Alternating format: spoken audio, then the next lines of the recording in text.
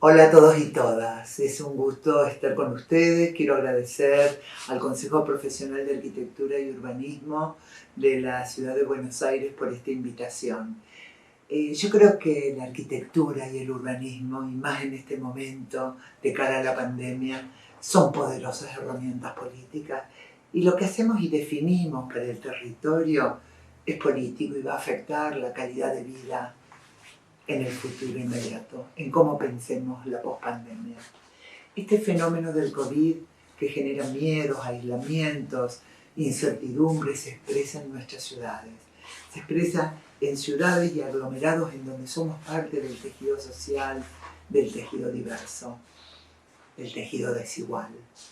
Estas ciudades que son impúdicamente desiguales, en las cuales los territorios de extensión de pobreza colocan y presentan condiciones del hábitat para mayorías de las poblaciones de alta vulnerabilidad, en donde en realidad no es solo la falta de la vivienda, del transporte, del espacio público, de la seguridad, sino de derechos ciudadanos, ¿no? Exponiendo a buena parte de esta gente.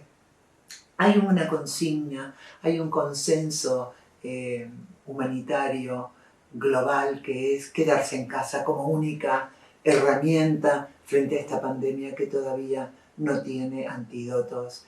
Quedarse en casa y lavarnos las manos. Pero para quedarnos en casa y lavarnos las manos con frecuencia necesitamos una casa y necesitamos agua. Y esto no es igual para todos y todas. La ciudad no es igual para hombres y mujeres, ni es igual para el conjunto de la población. Y entonces hay que hablar de estos desafíos urbanos habitacionales. Hay que poner a estos desafíos habitacionales no solo la desigualdad en el centro de la agenda, como decimos desde el urbanismo feminista, sino también la diversidad en el centro de la agenda, en el centro de la agenda del hacer ciudades, del pensar la ciudad, del pensar la vivienda. Y la interrelación, la interdependencia entre vivienda y ciudad como campos de acción que tienen sus diferencias de escalas, de aproximación, de problemática, pero que están intrínsecamente vinculados, ¿sí? La ciudad está hecha en su gran mayoría, en más de un 60%, por la edificación de vivienda, sea esta privada, sea esta de producción social o sea la producción del Estado.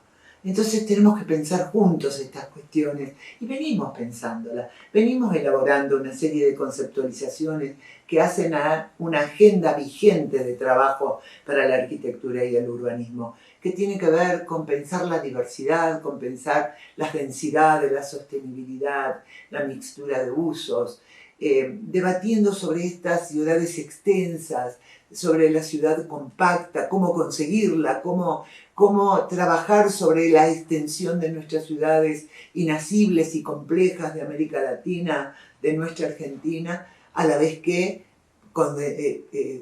concentrar actividades y compactar y evitar la extensión de la ciudad.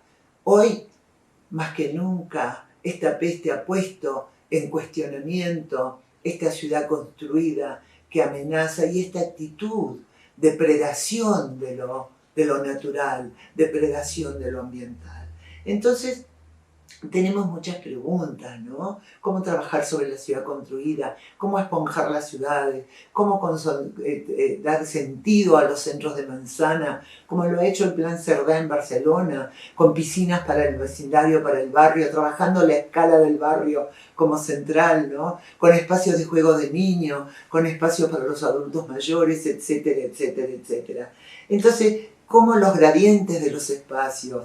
Esta vez más que nunca hemos visto la perversión de llegar a propuestas de viviendas de 23 metros cuadrados, la perversión de pensar en una familia haciendo aislamiento social en viviendas de 23, de 40 metros cuadrados, que no tienen un balcón, que no tienen una terraza. Entonces los gradientes espaciales, como nos enseñaron los proyectos de los vieneses, por dar un ejemplo, ¿no? Que fueron campeones y siguen siendo campeones en pensar la vivienda y la ciudad, y que tuvieron en los años 90 los proyectos magníficos de la Ciudad de Mujeres pensados en clave feminista, en donde como cada ambiente, cada vivienda, cada sector del edificio, pensar el colectivo de la vivienda como lo están haciendo ahora con La Borda en Barcelona, con tantos ejemplos en el mundo que tenemos que tomar, que tenemos que repensar, que tenemos que aprender de ellos.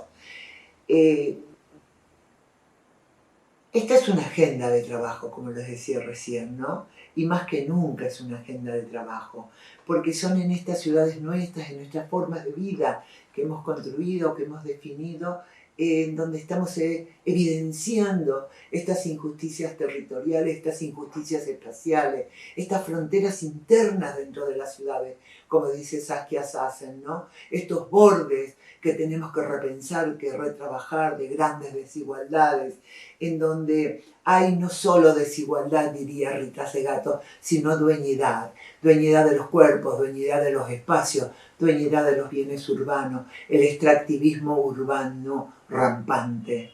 ¿Cómo hacemos para trabajar con esto? Aldo Rossi tenía una frase fantástica, ¿no? Aldo Rossi decía que para el habitante de la periferia de nuestras ciudades, él hablaba desde Italia, fíjense, claro que en el siglo pasado, el significante era la parada del bus. Yo creo que para nuestras periferias también el significante es la parada del bus. Cuánto lo protege, dónde se ubica, ¿sí? Qué condiciones tiene, qué transparencia, etcétera, etcétera, etcétera. Hoy la peste es democrática, nuestras ciudades no lo son. Entonces, pensar quién cuida en las ciudades. Las cuidadoras por excelencia son las mujeres. Somos las mujeres en las ciudades, somos en los barrios, lo somos en las casas. En las casas atendemos la infancia. Somos hasta maestras en la casa, ¿no? Entonces, ¿cómo pensamos estas escalas en función de esa diversidad? Y en esas mismas casas es donde la mayoría o una muy buena parte de mujeres están hoy encerradas con sus maltratadores, pero no solo mujeres, la infancia, los adultos mayores, y en nuestras ciudades, en nuestros espacios públicos, que tenemos que repensar y resignificar a la luz de lo que es la vida hoy en las ciudades, es donde han asesinado 33 mujeres en nuestro país durante la cuarentena. ¿Qué calidades espaciales tenemos que pensar? ¿Qué equipamientos? ¿Qué iluminaciones? ¿Qué tipo de ciudad para que el territorio no contribuya en su planificación, en su diseño, a reproducir las desigualdades y el patriarcado en la sociedad?